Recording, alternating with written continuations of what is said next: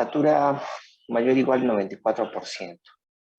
No es tan taquipnéico, ¿no? No tiene una respiración por 30 por minuto, ni tiene politirajes. Pues basado en eso, tú podrías decir que podría ser de manejo ambulatorio. O sea, primero definir, ¿no? ¿Es ambulatorio o es hospitalario? Manejo ambulatorio. Ahora, dentro del manejo empírico ambulatorio está obviamente el uso de macrólidos tipo citromicina. Ciprofloxacino es una fluoroquinolona, pero es una fluoroquinolona que sobre todo me cubre, y ya lo dijimos en clase pasada, sobre todo me cubre gram negativos. Gram positivos podría ser, pero sensibles. Pero Cipro definitivamente no me cubre neumococo. Lo dijimos, ¿no? Hay un grupo de fluoroquinolonas que son las fluoroquinolonas respiratorias, tipo levofloxacino, moxifloxacino, ¿no? Ahí no está Cipro. Entonces, manejo ambulatorio, terapia empírica con azitromicina. Cuando digo empírico, ¿a qué me refiero? Es que la terapia se da sin confirmación bacteriológica. O sea, en base a frecuencia, epidemiología, criterio clínico radiológico. Y en neumonía es así. En neumonía, tu diagnóstico lo estableces con clínica y radiología. ¿Cómo yo decido hospitalizar a un paciente? Yo decido hospitalizarlo en base a algunos scores, escalas. El clásico es el score de Fine, también llamado PSI, Pneumonia Severity Index, ¿no?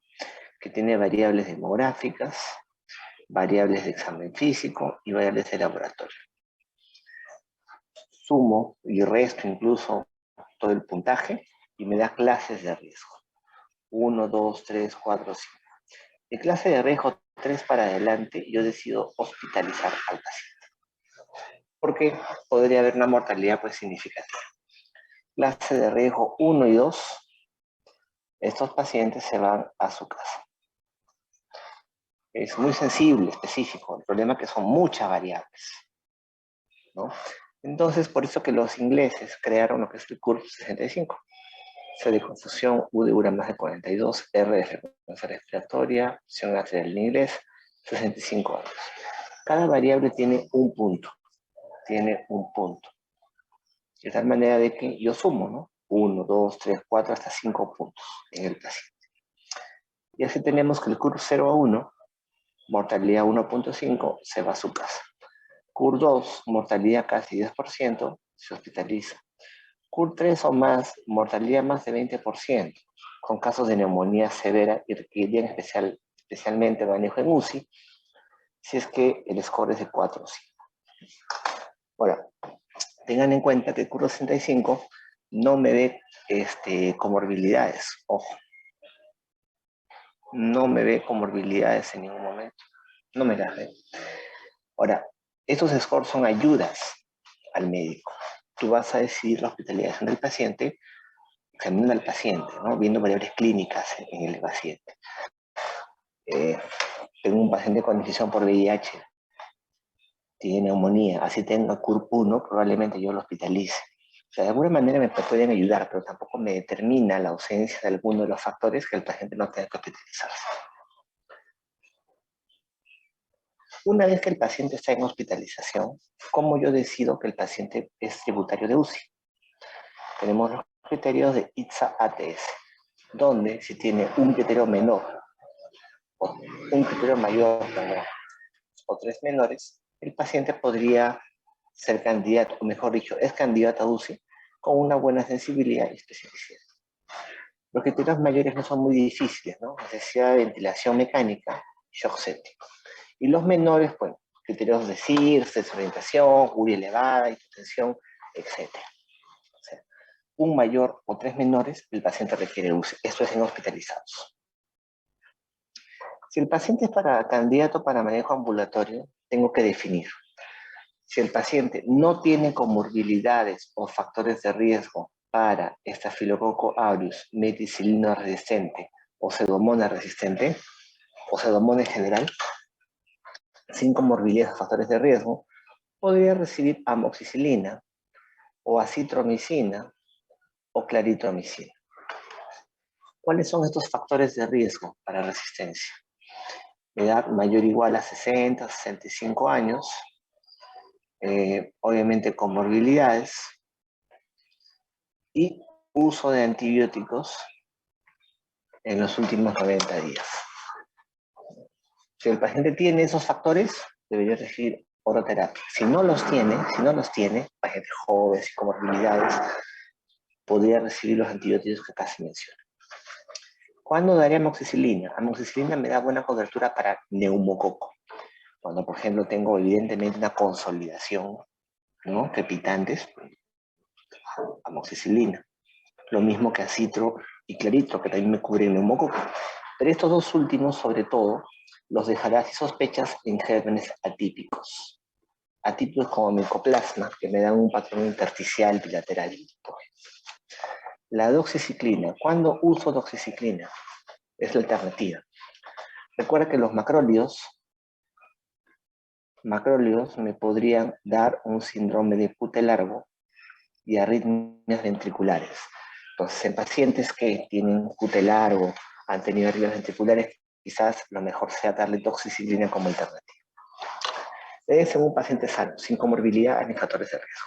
En un paciente con comorbilidades y factores de riesgo, lo que se sugiere es dar terapia combinada o monoterapia.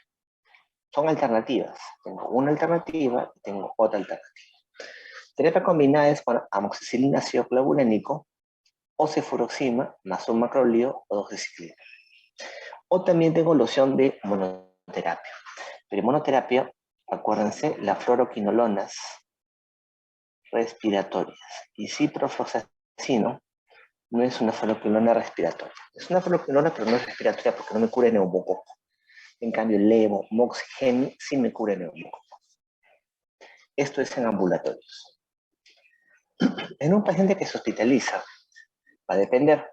Si es una neumonía no severa, o sea, que el paciente que no va a UCI, que simplemente entra a una sala de hospitalización general, el manejo podrá ser con un beta-lactámico más un macrolídeo. De los beta-lactámicos tenemos ampicilina sulbactam, o cefotaxima, o ceftriaxona. Los macrolídeos o acitro o claritramicina. Acá el que usualmente se da es ceftriaxona, el que usualmente se da, pero también podría ser ampicilbactam o cefotaxima, más, repito, el más, un macrolídeo. Esa es la alternativa 1. La alternativa 2 es dar monoterapia. También es una buena alternativa. Con levofloxacino o moxifloxacino. Tú decides. Y acá se sugiere por vía endovenosa. ¿Ya? Tú decides cuál terapia dar. Lo que usualmente damos es beta-lactámico como ceftriaxona, macrolídeo como acitro. Neumonía no severa. La neumonía severa, es decir, aquella que requiere terapia intensiva, requiere UCI, el esquema es muy parecido. Vamos a dar un beta-lactámico, los que ya mencioné, y acá sí necesariamente siempre es terapia combinada, más un macrolídeo o una fluoroquinolona, y ojo, fluoroquinolonas respiratorias, es lo que se menciona, respiratorias. Levofloxacino, no ciprofloxacino. Repito, no se deja ciprofloxacino. Siempre el paciente debe estar con vía endovenosa, ¿no? Lo puedo cambiar a vía oral. ¿Cuál es mi criterio para cambiar a vía oral el antibiótico? Si tengo al menos 2 a 3 días de estabilidad clínica. ¿Qué significa estabilidad clínica? Que no tenga síndrome de respuesta inflamatoria sistémica y que no dependa de oxígeno. ¿Ya? Si el paciente ya lleva 3 días con eso, le podría pasar a vía oral. Si estaba con una cefalosporina, podría pasar la amoxicilina, macrolídeo, el mismo macrolídeo, fluoroquinolona o la misma fluoroquinolona. O sea, el paciente no siempre se queda con vía parenteral. ¿Cuándo voy a suspender el manejo? O sea, duración del tratamiento. Siempre les he dicho, en terapéutica, saber indicación, la contraindicación, cómo lo monitorizo y por cuánto tiempo lo doy. Mínimo el manejo debería ser 5 o 7 días. Yo puedo suspenderlo al 5º o 7º día si es que el paciente ya está febril por lo menos por 72 horas. Obviamente no requiere oxígeno suplementario.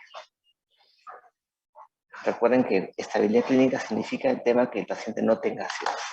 Lo puedo suspender en una semana o menos si es que hay 3 días al menos de estabilidad clínica y no requiere oxígeno. Obviamente, esto va a individualizarse, puede ser diferente, si es que el germen identificado por ahí o sospechado es un estafilococo resistente, una pseudomonas o alguna complicación de una neumonía que ya hemos visto anteriormente. Un tema importante es la neumonía aspirativa, ¿no? Neumonía aspirativa se define como aquel infiltrado radiológico pulmonar que aparece en pacientes con riesgo de gran aspiración de contenido de la orofaringe. Inmediatamente tienes neumonía aspirativa, deberías pensar en anaerobios. Y hay algunos criterios en general, infecciones en general, para pensar en anaerobios. Y uno de ellos es el riesgo de aspiración. ¿Por qué? Porque en la flora oral en la boca existe anaerobios. Fusobacterium, por ejemplo, ¿no? Fusobacterium y los peptostreptococos son anaerobios que se encuentran en la cavidad oral. Mucho más aún pensar en anaerobios si el paciente tiene una periodontitis, enfermedad periodontal, o sea, dientes en mal estado de conservación, es alcohólico, el esputo tiene una fetidez característica, complicaciones como abscesos y cultivos negativos. ¿Por qué pongo cultivos negativos? Si yo tengo una secreción purulenta y lo mando para cultivo, tú podrías pensar que debería crecer algo. Ya, el tema es que los anaerobios son de difícil cultivo. Un anaerobio rara vez se puede cultivar, ¿ya? Entonces, si tienes secreciones purulentas, si tienes cultivos negativos, podrías sospechar que está metido ahí un anaerobio. Estos son los tres anaerobios más frecuentes de infecciones pulmonares, los peptostreptococos, Fusobacterium y Prebotella. ¿Y qué antibióticos me cubren o tienen actividad frente a anaerobios? Importante. Metronidazol, casi siempre activo, pero sobre todo me cubre anaerobios gram negativos de la cavidad abdominal. Por eso que rara vez se usa para neumonía. Carbapenens, como meropenem, imipenem, toripenem, artapenem, beta-lactámicos, más un inhibidor de beta-lactamasa. Acá tenemos a ampisulbactam, tenemos amoxiclavulánico. ¿Qué más tenemos? Tenemos a piperacilina con tazobactam. Son beta-lactámicos con un inhibidor de beta-lactamasa. También tenemos a lo que es clindamicina, y clindamicina también me cubre gram positivos. También tenemos cefoxitina, una cefalosporina, y otros antibióticos con actividad variable. Usualmente en neumonías aspirativas hay que dar cobertura frente a anaerobios. Lo que solemos dar es clindamicina y se le suele asociar con levofloxacino o ceftriaxona, dependiendo de cada paciente. Clinda, recuerda, me cubre gram positivos y también anaerobios. Importante que también sepan el manejo para pseudomonas aeruginosa, ¿no? ¿Qué antibióticos son antipseudomoniales? Me cura el pseudomonas. Cefalosporina. En las cefalosporinas tenemos a la ceftazidima y tenemos al cefepime. De las fluoquinilonas acá tenemos ciprofloxacin, sobre todo. Aminoglucósidos tenemos tobramicina,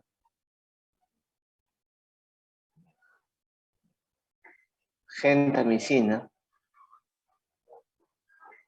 y amicacina. De las penicilinas de tercera generación tenemos a piperacilina con tazobactam y también tenemos a la ticarcilina con ácido clavulánico. De los carbapenens tenemos al imipenem, al meropenem y el doripenem.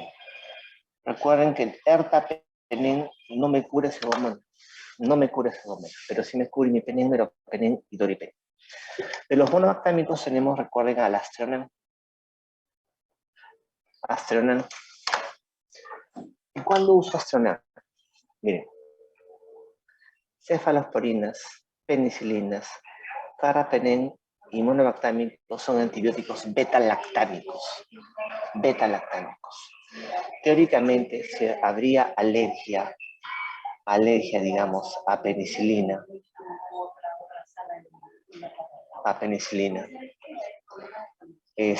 También seríamos alérgicos a cefalosporinas, también seríamos a carbapenems, también serían a monobactámicos. Ya, la reacción cruzada en cuanto a reacciones alérgicas es muy baja con cefalosporinas, algo del 30-20%. O sea, si es alérgico a penicilina, hay un 20-30% que también sea alérgico a ceftriaxona. Hay un 5% que se hace a carbapenems. Y es casi inexistente el riesgo de reacción cruzada a los monobactámicos. O sea, Pasternam sería el más seguro de dar cuando tengo infección por pseudomonas y tengo alergia a penicilina, porque no hay mucha reacción cruzada o no hay reacción cruzada. De las polimixinas tenemos a la colistina. La colistina es un antibiótico de muy amplio espectro que se deja sobre todo cuando tiene resistencia a los carbapenems. Esas pseudomonas que bajan muchas veces de UCI con resistencia a meropenem, ipenem, colistina. Por último tenemos fosfomicina, y la fosfomicina es útil sobre todo, es útil nada más en vía urinaria baja, o sea, pura pseudomonas, pero cuando tengo cistitis por pseudomonas sobre todo. Si yo tengo suerte de hallar el patógeno, obviamente voy a dar antibióticos guiados hacia el patógeno. Ya saben que para estafilococo resistente, usualmente pensarán que es vancomicina el manejo de elección, pero el manejo de elección es linezolid. ¿Por qué? Porque es menos nefrotóxico, no es nefrotóxico, a diferencia de la vancomicina que es nefrotóxico. Aparte, el linezolid tiene una mejor biodisponibilidad. ¿Qué significa biodisponibilidad? Que llega mejor al tejido, llega mejor al pulmón. Si yo tengo suerte de hallar el patógeno, yo doy un antibiótico guiado por cultivo. Ahora, ¿cuándo pido cultivos en neumonía? Yo pido cultivos, sobre todo en aquellos pacientes que hacen cuadros severos de neumonía, aquellos que pasan a UCI. En las neumonías usuales yo no debería pedir cultivo. Segundo caso, 45 años, acude a consulta por presentar disuria o la quiuria tenemos vesical, ni la fiebre. Al examen, leve dolor de la palpación suprapúbica, no dolor de la palpación de flancos, PPL negativo, disgusta el diagnóstico y la conducta más adecuada. ¿Qué pensarán? ¿Es cistitis o es una pielonefritis? Primero, ¿qué me dice? ¿Es cistitis o es pielonefritis? Cistitis, doctor. Dolor suprapúbico, disuria poliaquiuria, cistitis. Pielonefritis no suele ir con disuria ni poliaquiuria. Pielonefritis me da fiebre elevada, dolor en flancos o lumbar y vómitos. Ya sé que es cistitis, ¿ahora qué hago? ¿Le pido examen de orina, le pido orocultivo o le doy de frente antibióticos? ¿Qué me dice? ¿Qué debería hacer en este caso? Tengo una mujer joven con síntomas de cistitis, ¿le voy a iniciar antibióticos de frente o le pido algún tipo de examen confirmatorio primero? ¿Cuál sería la alternativa correcta? Solicitar un examen de orina. Ya, eso es lo que normalmente hacen, ¿no es cierto? Pero en realidad, en mujeres jóvenes con síntomas urinarios bajos, son muy específicos de infección urinaria y podría iniciarse antibiótico-terapia empírica. Se podría iniciar antibiótico-terapia empírica. No es necesario pedir curocultivo. Entonces, definiciones. Cistitis aguda, infección confinada a la vejiga, usualmente va sin fiebre, salvo de que hay algún signo de una extensión más allá de la vejiga, como por ejemplo, a veces a partir de la cistitis la paciente puede hacer una pielonefritis, ahí habría fiebre y síntomas sistémicos. Pero un cuadro agudo de cistitis usualmente no me produce un cuadro general, solamente síntomas significativos bajos de infección urinaria, tipo disuria poliaquiuria tenes. ¿Ya? Y diagnóstico clínico, o sea, en mujeres jóvenes, sobre todo mujer joven con síntomas bajos, tiene una sensibilidad de más de 86%. ¿Okay? Entonces, infecciones confinadas a la vejiga, cistitis, y el manejo puede ser empírico. Cistitis es disuria poliaquiuria tenesmo cujo, ¿no? Si hay síntomas fuera de la vejiga, como fiebre, vómitos, dolor lumbar, ya no es aguda, empezará a ser una pielonefritis. Y una pielonefritis entra de lo que es una ITU complicada. Ahora, ¿cómo definimos una ITU complicada? Hay dos definiciones. Una definición es una extensión más allá de la vejiga. Un ejemplo es una pielonefritis, es más allá de la vejiga. El otro ejemplo de infección urinaria complicada es cualquier condición que pueda predisponer al paciente a fracaso terapéutico. Cualquier condición que pueda predisponer al paciente a fracaso terapéutico. ¿Qué quiere decir? Diabético, cálculos urinarios, alguna malformación urinaria, etc. Portadores de sonda, ¿no? Entonces, ITU complicada, infección más allá de la vejiga o cualquier condición que me pueda predisponer a fracaso terapéutico. También tenemos conceptos que tienen que saber de ITU recurrente, que incluye reinfección y recaída, para que lo tengan en cuenta. Entonces, ¿cuándo yo pediré urocultivo? Está claro que en la hepatitis aguda no se pide urocultivo. ¿Cuándo yo lo pediré? Lo voy a pedir en sospecha de ITU complicada, sospecha de infección más allá de la vejiga. Sospecha o presencia de una condición que me pueda predisponer a fracaso terapéutico. Síntomas atípicos, sobre todo si va acompañado de este flujo vaginal, por ejemplo, te puedes confundir muchas veces. Una pielonefritis es un tipo de ITU complicada, falla al manejo inicial y síntomas recurrentes, y ya dijimos que era lo que es recurrencia.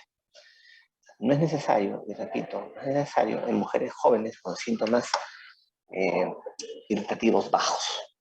Ojo, no gestantes, ¿no? No gestantes. Las gestantes son un grupo aparte, vamos a ver por qué. Entonces, acuérdense que en mujeres jóvenes la sensibilidad es más de 86% para diagnóstico de infección urinaria, siempre y cuando vengan con síntomas típicos. O sea, no deberían pedir cultivo. Cultivo solamente en el grupo que les he mencionado. ¿Cómo se maneja? El antibiótico de elección va a ser nitrofurantoína. Nitrofurantoína, 100 miligramos, 2 veces al día, por 5 o 7 días. Puedes darlo hasta 7 días. Alternativa, tenemos lo que es el cotrimoxazol o la fosfomicina en monodosis. Esto viene en un polvo para diluir en agua. Ciprofloxacino no es recomendable porque hay mucha resistencia a ciprofloxacino. El antibiótico de elección es nitrofurantoína, acuérdense, nitrofurantoína, y es empírico.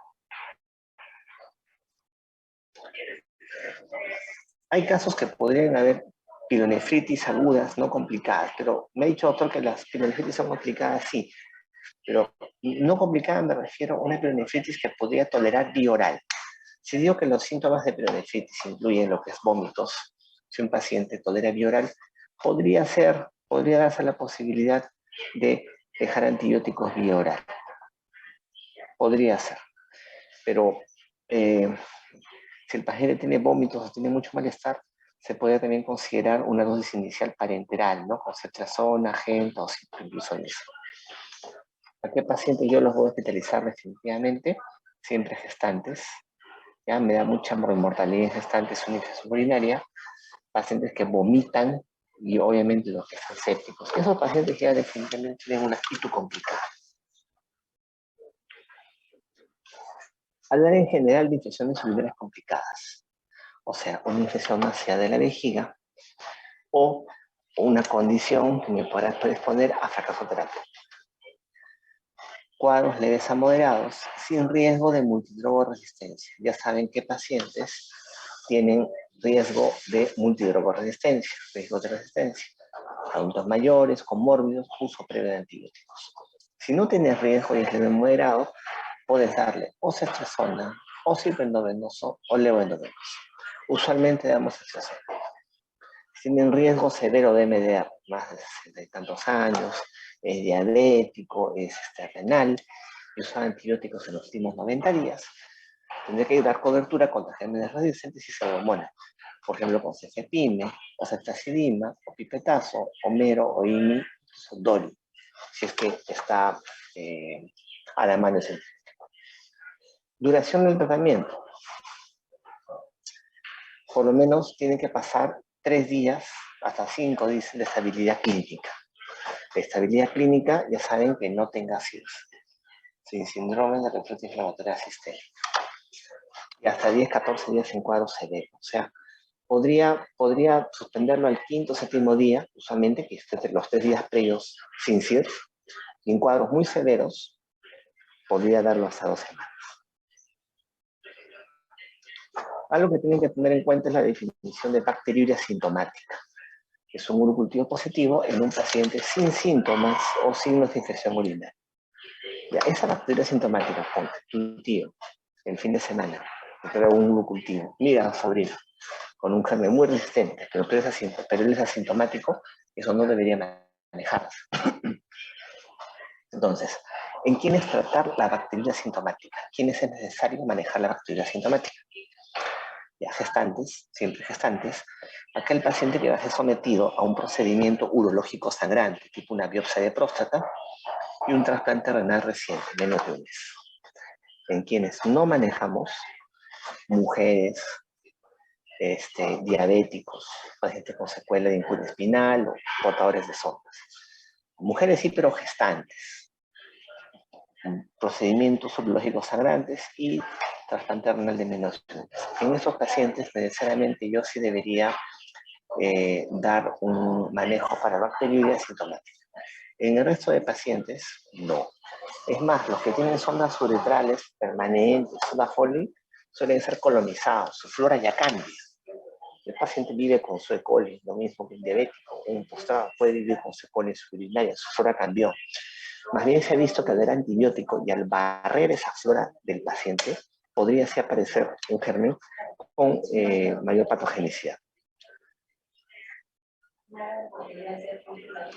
A ver, 40 años, acude a consulta por presentar lesión vesicular de 1 centímetro con contenido purulento en cara anterior de muslo.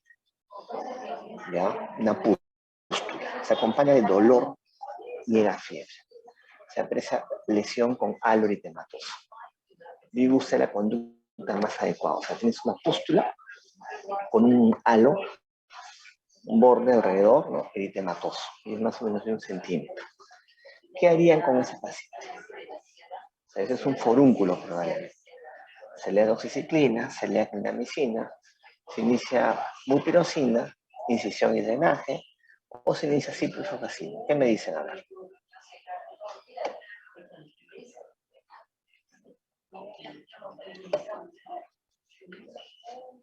¿Qué harían en este caso?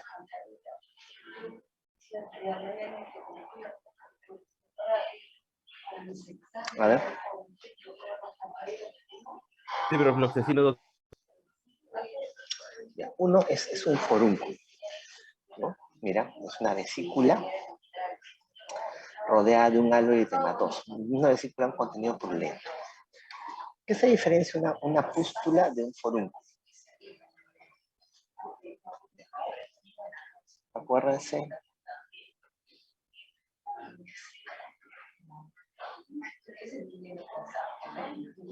Este es el folículo piloso. Cuando se infecta el folículo piloso, aparece una vesícula purulenta que es una pústula, ¿no? Una foliculitis. Foliculitis, es la infección del folículo piloso.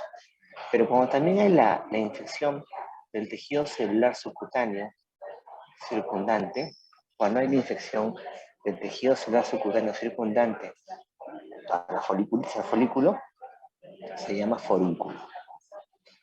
Es decir, es una infección más profunda. Todas las colecciones de pus deberían ser sometidos a incisión y drenaje. Todas las colecciones de pus. Es lo primero que van a hacer. Con toda colección purulenta. Entonces tenemos lo que son las infecciones epidipacteriales. No purulentas, como impétigo, ericiperis, celulitis, y purulentas como absceso, forúnculo y antrax.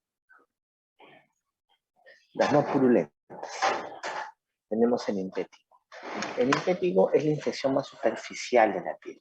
Acá se afecta lo que es la epidermis y es causada principalmente por Staphylococcus aureus. seguido de Streptococcus pyogenes, pero sobre todo aureus. Es más frecuente en niños y es periorificial, alrededor de la naricita, alrededor de la boquita y alrededor del oído. Se afecta solamente la epidermis. Esto cura y no deja cicatriz. Es la infección de la epidermis. Recuerden que la lesión característica es la llamada costra mielicérica, ¿no? La llamada costra mielicérica. Hay dos tipos de impétigo. El no buloso, caracterizado por la costra mielicérica, y el buloso, caracterizado por lesiones ampullares. El buloso definitivamente es producido por Staphylococcus aureus. El no buloso, la causa más común es Staphylococcus aureus, pero también podría ser producido por Streptococcus pyogenes. Para que no tengan en cuenta. El buloso, sobre todo va a ser en neonatos, en niños muy pequeños. ¿Cómo se maneja el impético? La mayoría de veces con manejo tópico. Mupirocina al 2%, crema o ungüento, 2 veces al día por 5 o 7 días. En casos a veces muy severos, un paciente por inmunosuprimido, por darse manejo sistémico. Sistémico me refiero a vía oral o vía parenteral con cualquiera de las alternativas que están acá. Porque estos antibióticos, lo vimos la clase pasada, me cubren sobre todo gérmenes gram positivos. Ustedes han visto lo que es estafilo y estrepto, son gérmenes gram positivos, que es lo que yo quiero cubrir en estos casos.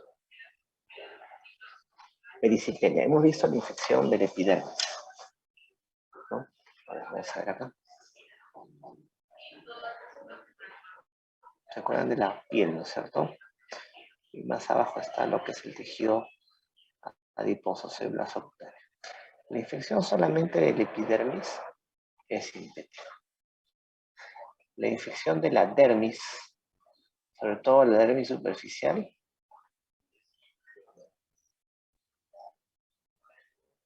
es erisipela. La infección de la dermis superficial es erisipela.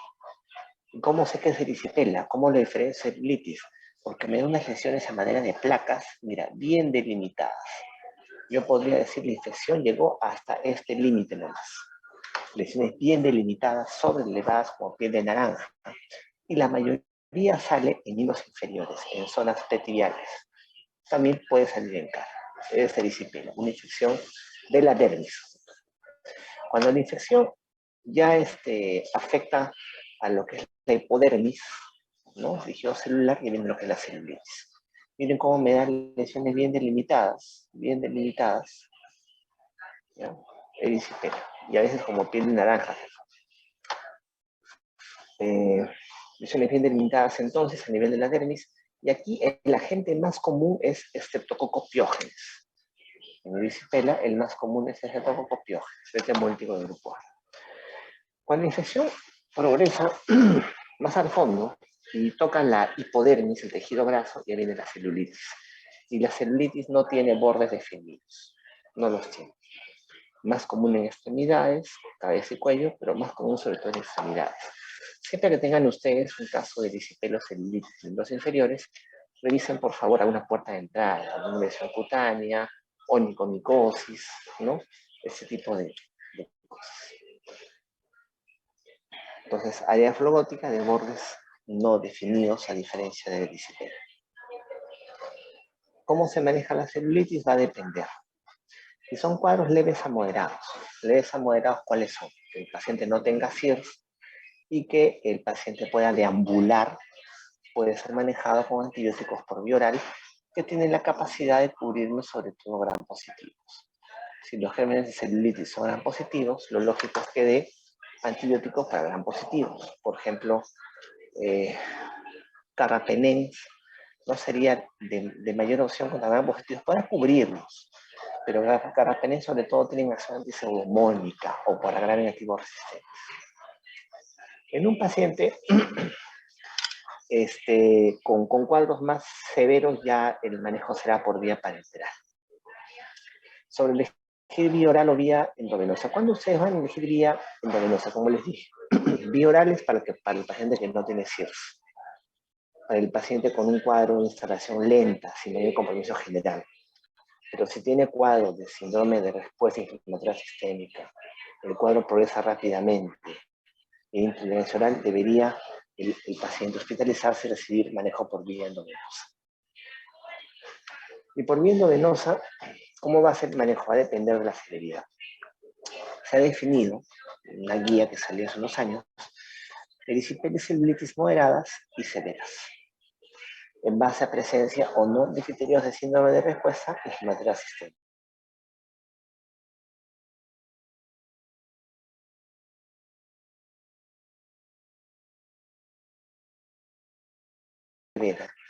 Yo no solamente me voy a quedar con que es un solo germen, puede ser polimicrobiano.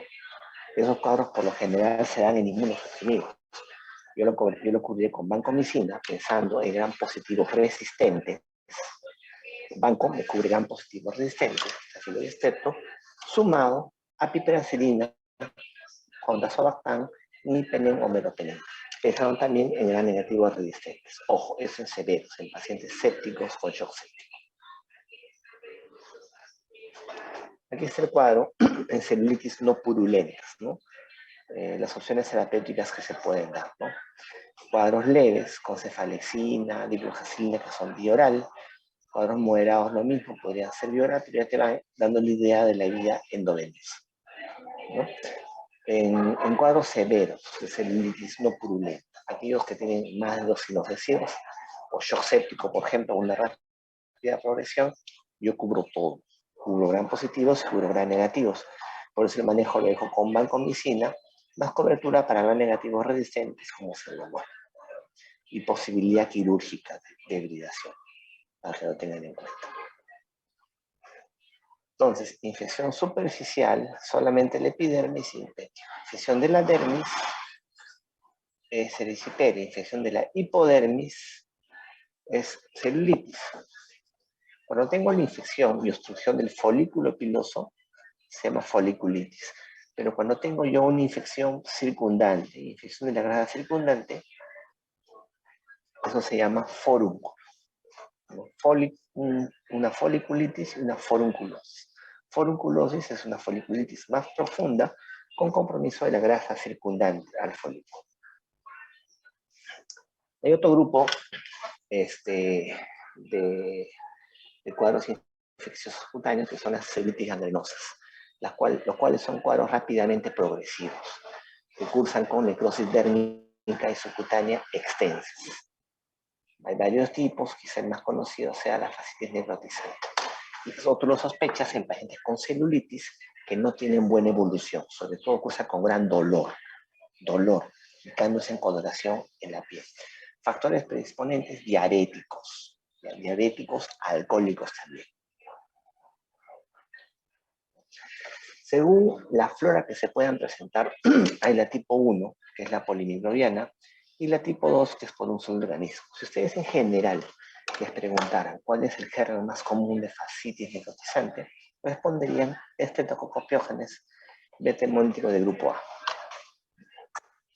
Como les digo, en el miembro afectado va a haber cambios de coloración, aparición de escaras necróticas, ¿no? Y un cuadro que avanza rápidamente. Mencionamos que diabetes y alcoholismo son los factores de riesgo principales. Según la ubicación de la fascitis necrotizante, puede recibir algunos nombres, sobre todo esta que es polimicrobiana.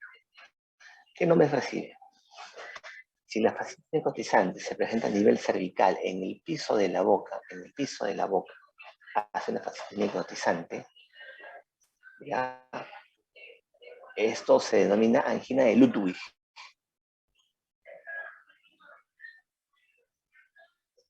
Angina de Ludwig. Es una infección del piso de la boca que progresa hacia el mediastino. Cuando la fascitis necrotizante se presenta a nivel del periné, la zona genital, se llama gangrena de Fournier. Ambos son cuadros severos y aquel manejo más importante, aparte del antibiótico, es el manejo quirúrgico. Estas deberían ser patologías de manejo inmediatamente quirúrgico, que tiene que hacer el cirujano debridar todo lo que está comprometido.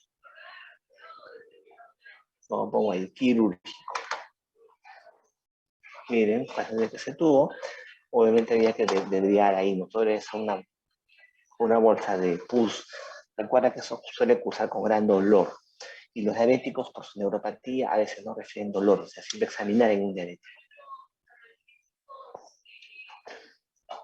También la neumonía se presenta por una infección del perine o a nivel de glúteos puede haber presencia de escaras necróticas, por ejemplo, o empastamientos con gran dolor.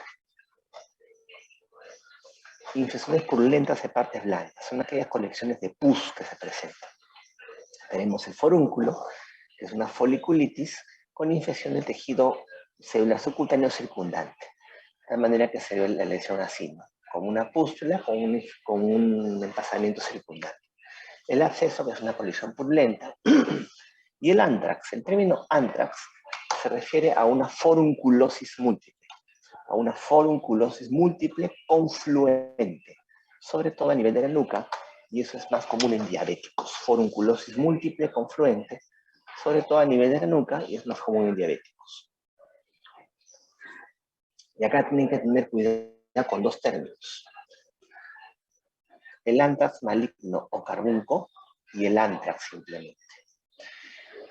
El antrax maligno o carbunco es producida por Bacillus anthracis, es una zoonosis, es una enfermedad transmitida de las ovejas, el ganado, hacia el humano. Y me da una escara necrótica rodeada de edema pruriginoso.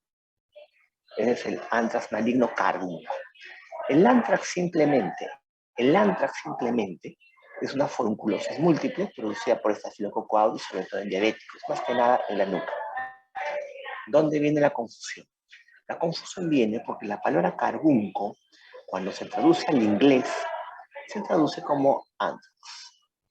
Y la palabra anthrax, ¿no?, de forunculosis, cuando se traduce en inglés, se traduce como carbunco. ¿Quién hizo eso? No sé, pero tiende a confusión. Para ustedes, carbunco, Bacillus anthracis, y anthrax, Staphylococcus aureus. Términos en inglés lo dejan para los libros. ¿Qué hacemos con una infección purulenta, con una colección purulenta? Lo primero que vamos a hacer es incisión y drenaje. Drenar pus. Dependiendo si es una lesión extensa, será cultivo y sensibilidad de esa secreción.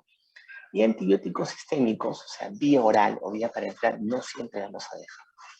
Vamos a dejar si ese forúnculo o ese absceso, por ejemplo, es más de 2 centímetros, si son múltiples, si tiene celitis asociada, o tiene signos de toxicidad, por ejemplo, o otro tipo de complicaciones. O sea, un forúnculo, la mayoría pequeño, inicio de drenaje y no se deja nada, ni tópico ni oral, menos parenteral. Pero sí, si es una lesión pues, de más de 2 centímetros, ahí sí podríamos dejar antibióticos. Recuerda que el forúnculo es una foliculitis con infección en tejido celular subcutáneo circundante. Lo que pasa es que si está mal, para el total. Si es que vamos a dejar antibióticos vía oral,